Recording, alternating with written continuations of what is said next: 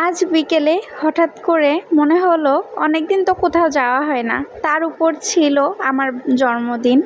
তো আপনাদের ভাইয়া শহরের ব্যস্ততা, কাজের চাপ আর একঘেয়েমি জীবন থেকে কিছুটা মুক্তি পেতে আমাকে নিয়ে বেরিয়ে পড়লো পার্কের উদ্দেশ্যে।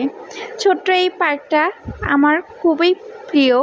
ছায়া ঘেরা গাছ, হাঁটার জন্য ছোট পথ, পাখিদের ডাক আর আশেপাশের মানুষের মুখরতা, সব কিছুতেই যেন এক ধরনের প্রশান্তি মিশে আছে। হেঁটে হেঁটে এক কোণায় গিয়ে বসলাম। বই বের করেছিলাম পড়ার জন্য, কিন্তু আশেপাশের দৃশ্য এতটাই মনোযোগ আকর্ষণ করেছিল যে পড়ায় মন বসলো না।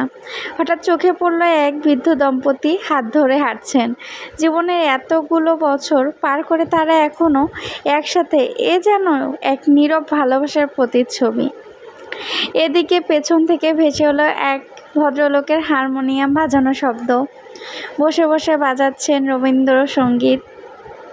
আজি ঝড়ো ঝড়ো মুখর বাদল দিনে, পার্কের সবুজ শিশুর হাসি, বৃদ্ধের ভালোবাসা আর সেই গান, সব মিলিয়ে এক অপূর্ব মুহূর্ত তৈরি করলো।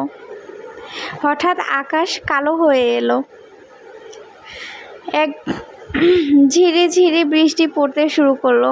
অনেকে দৌড়ে ছাতা খুঁজলো, কেউ আশ্রয় নিল গাছের নিচে, কিন্তু আমি দাঁড়িয়ে রইলাম ভেজা রাস্তার পাশে। মনে হচ্ছিল এই মুহূর্তটা আমায় স্পর্শ করছে, একটি একান্ত নীরব শান্তির মুহূর্ত। এই ছোট্ট ঘোরাঘুরির মধ্যেও কত কিছু শিখলাম। জীবনের সৌন্দর্য কখনো কখনো খুব সাধারণ জায়গাতেই লুকিয়ে থাকে। এক শিশুর হেসে ওঠা, পাখিদের দল গাছ থেকে উড়ে যাচ্ছে, বৃষ্টিতে ভিজতে থাকা এক কিশোর। পরিশেষে মনে হলো আমরা সবাই ব্যস্ত। পরবর্তী গন্তব্য কোথায় জানি না। এই বিকেলে স্মৃতি অনেক দিন মনে থাকবে।